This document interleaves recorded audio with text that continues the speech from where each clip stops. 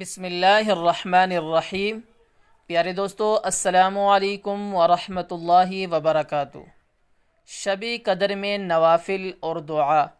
سوال: شب قدر کی رات میں کتنے نوافل پڑھنے چاہیے، اور اس کے علاوہ کوئی خصوصی دعا یا عبادت ہو تو وہ بتا دیجئے۔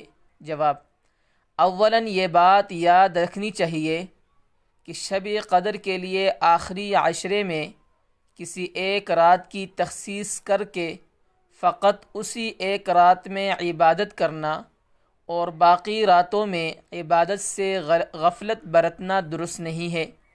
حدیث شریف میں رسول اکرم صلی اللہ علیہ وآلہ وسلم نے آخری عشرے کی تمام طاق راتوں یعنی 21ویں، 23ویں، 25ویں، 27ویں اور 29ویں شب میں لیلۃ القدر تلاش کرنے کا حکم دیا ہے۔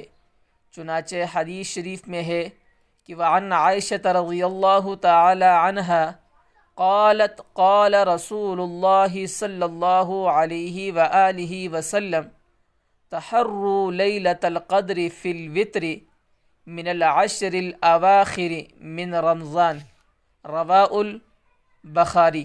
ترجمہ: ام المؤمنین حضرت عائشہ رضی اللہ تعالی عنہا راوی ہیں کہ رسول کریم صلی اللہ علیہ وآلہ وسلم نے ارشاد فرمایا کہ شب قدر کو رمضان کے آخری عشرہ کی طاق راتوں میں تلاش کرو۔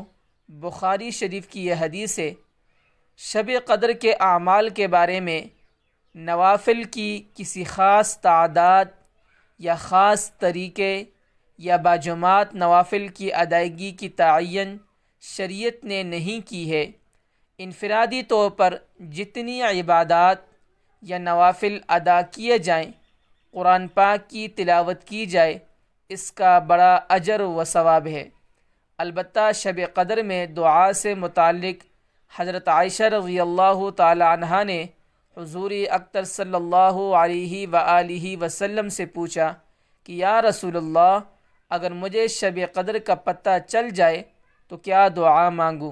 تو حضور صلی اللہ علیہ وآلہ وسلم نے فرمایا کہ کہو اللہم انک عفو تحب العفو فاعف عنی۔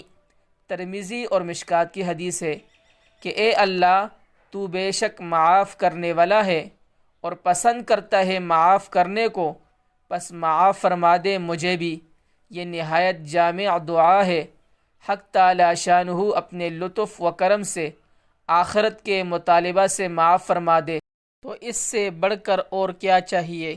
اللہ تعالی ہمیں اس رمضان المبارک کی قدر کرنے کی توفیق عطا فرمائے۔